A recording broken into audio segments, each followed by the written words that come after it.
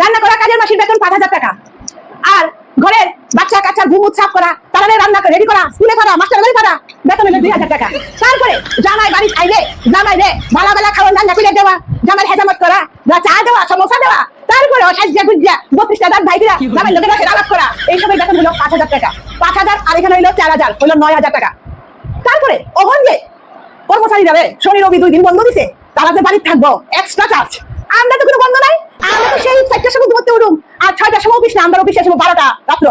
তো এরপরে আবার শনি রবি এক্সট্রা সেবা যত্ন করো, তাহলে আমরা চার্জটা কোথায়? ওইটা লেগে লাগবে আরো 5,000। তাই আমার প্রিয় বোনরা, যতক্ষণ পর্যন্ত আমাদের এই দাবি মানা হইতো না, যতক্ষণ পর্যন্ত আমরা যোগ্য সম্মান দেওয়া হতো না এবং উপযুক্ত পারিশ্রমিক দেওয়া হতো না, ততক্ষণ পর্যন্ত আমরা কোনো কাজে লাগতাম না। তার জন্য এখন থেকে আমরা অনশনে বসলাম। আমরা যোগ্য মর্যাদা চাই চাই চাই চাই, কোনো কাজে লাগতাম না। আমরা আমাদের যোগ্য মর্যাদা দিতেই হবে এবং উপযুক্ত পারিশ্রমিক ছাড়া আমরা কোনো কাজ করবো না।